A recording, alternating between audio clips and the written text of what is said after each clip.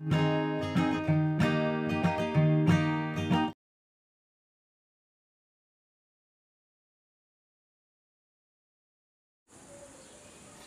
के सभी मेरे साथियों को राजरत्न अम्बेडकर की ओर से जय भीम, नमो बुद्धाय। इसको यूनाइटेड नेशंस के USCIRF इस धार्मिक अल्पसंख्याकों के सुरक्षा हेतु बनी हुई ये जो समिति है, United states commission for international religious freedom, इस संस्था ने विश्व की धार्मिक अल्पसंख्याकों को सुरक्षा प्रदान करने वाली इस विश्व की संस्था ने भारत का रिपोर्ट तैयार किया है। आप लोगों को जानकारी होगी कि मैं पिछले साल 27 सितंबर को हम लोग यूनाइटेड नेशंस में जब इस देश के प्रधानमंत्री मिस्टर नरेंद्र मोदी वहाँ पर जाकर भाषण देने वाले थे और भारत की सारी बातों को वहाँ रखने वाले थे, तो इसकी जानकारी हमारे पास 3 महीने पहले 4 महीने पहले आ गई थी कि वो 22 सितंबर को जाने वाले हैं, लेकिन उन्होंने अपनी तारीख चेंज करके 27 सितंबर कर दी थी। तो हम लोगों ने पहले से ही 3 महीने पहले से ही Shri Guru Ravidas Sabha of New York, Begampura cultural society of New York और मैं यहाँ से भारत से कोऑर्डिनेट कर रहा था। और जिस दिन नरेंद्र मोदी यूनाइटेड नेशंस में भारत की ओर से वो भाषण करेंगे, उसी दिन हेडक्वार्टर के सामने, यूनाइटेड नेशंस के हेडक्वार्टर के सामने वहाँ पर धरना प्रदर्शन करने का हम लोगों ने वहाँ पर नियोजन कर रखा था। तो मैं यहाँ से भारत से न्यूयॉर्क गया और वहाँ पर हम लोगों ने धरना प्रदर्शन किया। धरना प्रदर्शन करने के बाद यूनाइटेड नेशंस को हम लोगों ने जो मेमोरेंडम तैयार करके गए थे, मैं आभार व्यक्त करूँगा Ambedkar international mission UK London के सतपाल ममन जी का और शेखर बोधकर जी का, जिन्होंने हमको ये मेमोरेंडम बना के दिया कि क्या मांगे रखनी चाहिए और किस तरह से अपनी बातों को वहाँ पर रखना चाहिए। तो ये मेमोरेंडम हमने यूनाइटेड नेशंस को दिया। वो यूनाइटेड नेशंस के अंदर गया, प्लेटफॉर्म पे गया, उनके टेबल पे ये मेमोरेंडम गया और वहीं से मैंने जो आंदोलनकारी हम लोगों ने इकट्ठा किए थे, Shri Guru Ravidas Sabha of New York, Begampura cultural society, दूर दूर से यहाँ से लोग इस आंदोलन में शामिल हुए थे। और जब हम यूनाइटेड नेशंस के गेट के ऊपर हम लोग जब ये आंदोलन कर रहे थे, हाथ में सारे, आप लोगों ने वो वीडियोस भी देखे हैं कि गुरु रविदास जी का जो गुरु घर था वो दिल्ली का गिराया गया था, 100 बच्चों को अरेस्ट कर दिया गया था, वो लोग जेल में थे। तो हम लोग ये सारी मांगों को लेकर वहाँ पर धरना प्रदर्शन कर रहे थे। भारत में मुसलमानों को जय श्री राम बोलने पर, न बोलने पर उनकी हत्या हो रही थी, उनको पेड़ से लटका कर मार डाला जा रहा था, शेड्यूल कास्ट के बच्चों को मारा जा रहा था। तो इस तरह की सारी घटनाएं भारत में घट रही थी। तो यहाँ पे आवाज़ उठाने के बजाय, और खुद सुप्रीम कोर्ट ने EVM के संदर्भ में एक डिसीजन दिया था कि इसके ऊपर अब हम लोग कोई पिटीशन नहीं लेने वाले, कोई हम लोग किसी की बात नहीं सुनने वाले।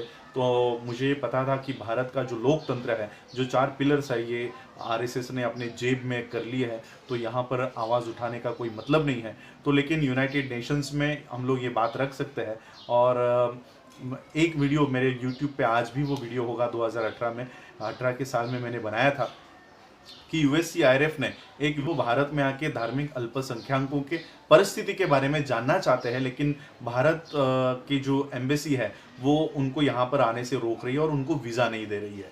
तो ये बात उन्होंने एक बताई थी अपने वीडियो में कि अगर भारत की ओर से कोई लोग वहाँ पर आते हैं, उनके हेडक्वार्टर में आते हैं, तो वो उनका स्वागत करेंगे। और भारत में वो जानना चाहते हैं कि धार्मिक अल्पसंख्याकों के ऊपर किस तरह से अन्याय किया जा रहा है, अत्याचार किया जा रहा है। तो ये वीडियो मुझे एक जज साहब ने मुझे भेजा कि सर देखो, अगर आप यहाँ पर जा सकते तो आप यहाँ पर जाइए। तो मैंने भी एक वीडियो बना के कहा था कि अगर वो यहाँ पर नहीं आ सकते तो मैं वहाँ जाऊँगा और भारत की सारी परिस्थिति वहाँ बताऊँगा। और फिर मैं ये 27 सितंबर का जो आंदोलन था, ये आंदोलन करने के बाद वहीं पर आंदोलन में वॉशिंगटन DC से एक साथी आए थे जिनका नाम परमजीत माही जी है। तो परमजीत माही जी को, और मैंने सभी साथियों को कहा कि मैं USCIRF के हेडक्वार्टर पे जाना चाहता हूँ जो वॉशिंगटन DC से है। हैरिसन एकिन्स जी ने मुझे विश्वास दिलाया कि आने वाले जो साल में है वो इंडिया के ऊपर ये रिपोर्ट बनाएंगे। अब ये रिपोर्ट उन्होंने रिलीज़ की है, ये जानकारी देने के लिए मैं ये वीडियो बना रहा हूँ। भारत के सभी मीडिया ने इस रिपोर्ट का बहिष्कार किया है, बॉयकॉट किया है। कोई भी मीडिया ये रिपोर्ट नहीं बताना चाह रहा कि इस रिपोर्ट में क्या लिखा है, और इसलिए ये रिपोर्ट, ये वीडियो बनाकर मैं आप लोगों को बताना चाह रहा हूँ कि ये रिपोर्ट में क्या लिखा हुआ है। सबसे पहले तो ये जानकारी देना चाहता हूँ कि USCIRF, United states commission for international religious freedom ने ये कबूल किया कि भारत में धार्मिक अल्पसंख्यकों का उत्पीड़न हो रहा है, उनकी हत्याएं हो रही है, जय श्री राम न बोलने पर उन मुसलमानों को मारा जा रहा है, शेड्यूल कास्ट के बच्चों को मारा जा रहा है। ये उन्होंने कबूल किया, और कुछ चर्चेस के ऊपर, क्रिश्चियनों के ऊपर भी हमले हो रहे हैं। तो ये उन्होंने रिपोर्ट में कबूल किया कि हाँ, कि भारत में इस तरह का माहौल बनाया हुआ है, और भारत को countries for particular concern, CPC, यानी विशेष ध्यान देने योग्य देश के सूची में यूएससीआईआरएफ ने भारत का समावेश किया है। अब इसके बाद भारत में किसी भी तरह का हेट स्पीच होता है, धार्मिक उत्पीड़न होता है, किसी भी अल्पसंख्यक, चाहे वो मुस्लिम हो, चाहे वो बुद्धिस्ट हो, या चाहे क्रिश्चियन हो, किसी भी धार्मिक अल्पसंख्यकों के ऊपर अगर कोई भी अन्याय होता है, कोई भी अत्याचार होता है, किसी सिख को भी अगर कोई अन्याय अत्याचार होता है, तो यूएससीआईआरएफ उसमें डायरेक्टली इंटरफेयर करेगी। और इस तरह का पहला ये कदम उन्होंने उठाया है कि भारत को उन्होंने CPC के लिस्ट में समाविष्ट किया है, कंट्री ऑफ पर्टिकुलर कंसर्न के यादी में, सूची में भारत का समावेश यूएससीआईआरएफ ने किया है। दूसरी बड़ी बात, जितने भी ऑफिशियल्स मोदी सरकार के हैं, जितने भी जो ऑफिसर्स और मंत्री है मोदी सरकार में, उन सभी लोगों को यूएस का वीजा ये उनको बैन किया गया है। किसी को भी यूएस का वीजा नहीं मिलने वाला। और खुद अभी मोदी भी, जो ट्रम्प के इतने अच्छे क्लोज फ्रेंड बताए जाते हैं, तो खुद अब आने वाले समय में मोदी और अमित शाह के ऊपर भी इस तरह का बैन, इस तरह का जो सैंक्शन है, ये लाने का काम यूएससीआईआरएफ ने, ये सेकेंड पॉइंट में बता रहा हूं कि यूएससीआईआरएफ ने ये कदम उठाया है कि भारत मोदी सरकार के सभी ऑफिशियल्स को, किसी को भी वीजा यूएस का नहीं मिलेगा। और तीसरा कदम उन्होंने उठाया है कि जो फंड वो लाया करते थे, मोदी यहाँ पर लाया करते थे, जो बीजेपी और आरएसएस को फंड देने का काम कर रहे थे, जो डाइवर्ट करके वहाँ पर वो सारा फंड देने का काम कर रहे थे, तो यूनाइटेड नेशंस ने, यूएस ने ये इस फंड को रोक दिया है। अब वो बीजेपी को, मोदी को किसी भी तरह की आर्थिक सहायता नहीं करेगी। इस तरह के 3 ये बड़े फैसले यूएससीआईआरएफ ने लिए हैं।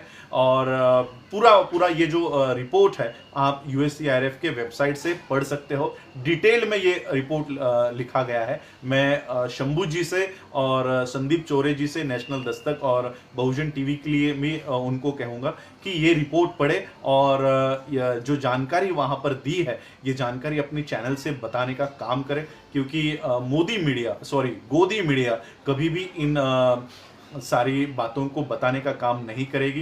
तो ये बात आप लोग बताइए। और मैं मुस्लिम्स से ज़्यादा रिक्वेस्ट करना चाहूँगा, क्योंकि ये तो मेरी पहली स्टेप थी यूएससीआईआरएफ को जाने की। मेरी सेकेंड स्टेप इस साल के फरवरी से मैं यूनाइटेड नेशंस के ह्यूमन राइट्स कमीशंस के हेडक्वार्टर नेदरलैंड में, वहाँ पर मैं जाने वाला था, और मेरा उस तरह का वीज़ा भी मेरा आ गया था। मेरी सारी जो कानूनी इमिग्रेशंस का जो सब है, वो सारा पूरा हो गया था। मुझे स्पॉन्सरशिप भेज दी थी, मेरा सारा टिकट्स का भी सारा बंदोबस्त हो चुका था, लेकिन कोविड की वजह से, कोरोना की वजह से ये सारा मामला ठप हो गया। लेकिन मुस्लिम्स में से MJ अकबर नाम के बीजेपी के जो सदस्य होंगे, वो नेदरलैंड में पहुंचे। यूनाइटेड नेशंस की जो ह्यूमन राइट्स कमीशन की एक शाखा है, जो पूरे विश्व में मानव अधिकारों के उल्लंघन के ऊपर कानूनी कार्रवाई करती है, ये वहां पर जाके उन्होंने कहा कि भारत के किसी भी मुसलमानों के ऊपर कोई भी तरह का अन्याय और अत्याचार नहीं होता है। इस तरह का बयान MJ अकबर ने वहां पर दिया है। तो मैं भारत के मुस्लिम से भी विनती करना चाहूँगा कि अपने हक और अधिकार के लिए भी आवाज़ उठाएं, और अगर इस तरह के लोग वहाँ पर जाके बयान दे रहे हैं, तो उनका खंडन करें और वहाँ पर बताएं, यूएससीआईआरएफ को बताएं, human rights commission, United Nations की जो अंतर्राष्ट्रीय इंटरनेशनल ह्यूमन राइट्स कमीशन की जो शाखा है नेदरलैंड में, जो जिनका हेडक्वार्टर है, उनको बताएं कि किस तरह से भारत के मुसलमानों को उत्पीड़ित किया जा रहा है, उनको जय श्री राम न बोलने पर उनको मारा जा रहा है। अब हम लोग जामिया मिलिया के बारे में देख रहे हैं, जेएनयू के बच्चों के बारे में देख रहे हैं, किस तरह से दिल्ली पुलिस एट्रोसिटीज कर रही है। तो ये सारा भी उन्होंने अपने रिपोर्ट में लिया हुआ है और आने वाले समय में दिल्ली पुलिस हो, उत्तर प्रदेश पुलिस हो, योगी हो, मोदी हो या अमित शाह हो, इनके ऊपर आने वाले समय में कानूनी कार्रवाई यूनाइटेड नेशंस के माध्यम से की जाएगी, यूएससीआईआरएफ के माध्यम से की जाएगी। खुद यूएससीआईआरएफ ने ट्रम्प के ऊपर भी वहां पर टिप्पणी की है कि ट्रम्प का कर्तव्य था कि वहां के जब वो इंडिया के विजिट के लिए आए थे तो यहाँ के धार्मिक अल्पसंख्यकों के उत्पीड़न के बारे में कहे, लेकिन ट्रम्प ने ये बात नहीं की, तो वहां पर जाके उनको उसका सामना करना पड़ा। तो ये सारी बातें यूएससीआईआरएफ ने अपनी रिपोर्ट में लिखी है। ये यूएससीआईआरएफ के वेबसाइट से आप लोग डाउनलोड करके पढ़ सकते हो। तो यही जानकारी देने के लिए मैं आज ये वीडियो बनाकर आप लोगों को ये बात बताने आया था कि 1-2 साल पहले मैंने इसी तरह से एक वीडियो बना के कहा था कि अगर यूएससीआईआरएफ के लोगों को यहाँ पर आने से रोका जाता है तो हम वहाँ पर जाएंगे और सभी तरह की जो उत्पीड़न की घटना हो रही है भारत में उसका जवाब हम लोग वहाँ पर देंगे। तो मैं वहाँ पर गया, 1 अक्टूबर को मैंने वहाँ पर सारा बयान दिया और आज हमारे सामने उसका रिपोर्ट है।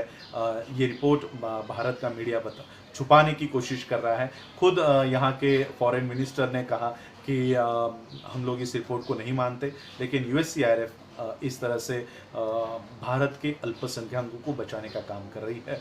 और मैं आने वाले समय में आप सभी लोगों का, मुस्लिम्स हो, क्रिश्चियंस हो, बुद्धिस्ट हो, सभी अल्पसंख्यक इस देश में है, उनसे एक ये वादा चाहता हूँ कि जब भी हमारे ऊपर कोई भी अन्याय हो, अत्याचार हो, इस तरह की घटना घटित हो, तो ये प्लेटफॉर्म्स हमारे लिए बने हैं। यहाँ पर अगर हम अपनी आवाज़ रखते हैं, जहाँ पर हमारे खुद 130 मेंबर ऑफ पार्लियामेंट हमारी आवाज़ नहीं उठा रहे, तो उस संसद से हम लोगों को कोई अपेक्षा नहीं रखनी चाहिए। जहाँ पर सुप्रीम कोर्ट जब कोरोना के इस प्रादुर्भाव से पूरा देश जूझ रहा है, तब सुप्रीम कोर्ट के जजेस कह रहे हैं कि शेड्यूल कास्ट की लिस्ट को फिर से बनाया जाए और शेड्यूल कास्ट नई तरीके से कौन कौन शेड्यूल कास्ट की जातियों में आ रहे। तो इस तरह का काम कोरोना के पीछे, कोरोना के आड़ में ये किया जा रहा है। संविधान को नष्ट करने का काम कोरोना के आड़ में भारत में हो रहा है। अभी आज सुबह एक खबर आई है कि महाराष्ट्र के मुंबई में आईएफएससी का जो ऑफिस हुआ करता था, जो सारा कैपिटल यहाँ पर हुआ करता था, वो गांधी धाम में शिफ्ट किया जा रहा है और सभी आर्थिक व्यवहार अब गुजरात में होंगे और पूरे देश की जो आर्थिक व्यवस्था है वो अब गांधीधाम से चलाई जाएगी। तो पूरा देश ये किस तरह से ख़त्म करने का काम बीजेपी और ये लोग कर रहे हैं, तो हम लोग देख रहे हैं। तो ऐसे हालातों में एक तरफ सुप्रीम कोर्ट से भी हम लोगों को न्याय नहीं मिल रहा, संसद हमारी बात नहीं कर रही, राष्ट्रपति धक्के खा रहे, तो हम लोगों को एक प्लेटफॉर्म हमारे पास है, वो है अंतर्राष्ट्रीय मानवाधिकारों का ये प्लेटफॉर्म और यूएससीआईआरएफ जो धार्मिक अल्पसंख्यकों के उत्पीड़न के खिलाफ काम करता है। ये प्लेटफॉर्म पे हमको हमारी आवाज़ वहाँ पर बुलंद करनी है और इसी आंदोलन में आप लोग साथ देंगे, ये आशा और विश्वास मैं आप लोगों के ऊपर रखता हूँ। आप लोगों ने मुझे सुना, आप सभी लोगों का आभार और विशेष आभार।